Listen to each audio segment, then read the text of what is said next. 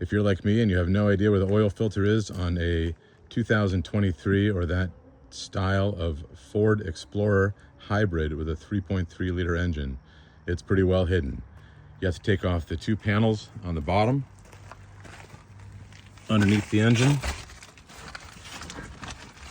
As you get under here, you'll find the oil drain plug right here under this back panel.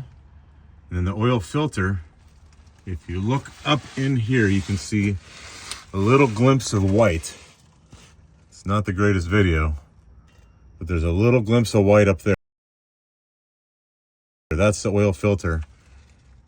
You can't get to it from that panel, so you have to take off this whole front panel up here, and then you'll see there's actually a drain built in that's going to funnel the oil. When you take off that filter right there, it's going to funnel it out in the same place. You have to stick your arm up in there to take it off. So I'm going to use a filter wrench to remove the filter, and then the oil is going to pour down as it drains out of there from this lip that they've built in. But that's where your oil filter and your drain plug are located on the 23 Explorer Hybrid.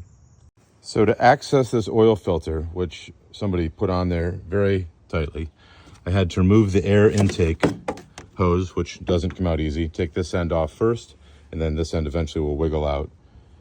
If you have a special tool, you can probably compress the two tabs. And then I'm able to access the filter from this angle with a filter wrench in order to get it loose. And again, looking down through the engine bay on the driver's side, looking down past the coolant reservoir, straight down past where that hose was, and you can see, if you're lucky, it's a white filter and you can see it there.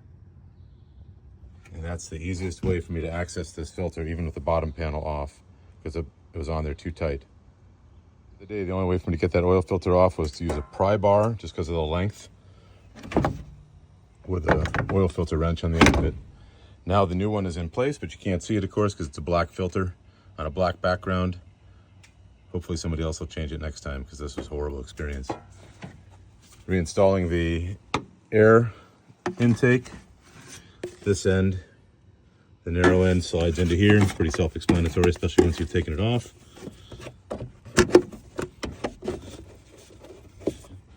That should just click in.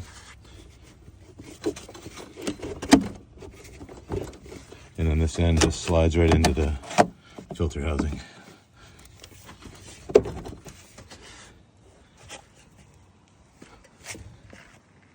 So now it's just the 20-point process of reattaching the bottom plates and filling the oil. Best of luck. Pay somebody else to do it. It's not worth it to do it on your own.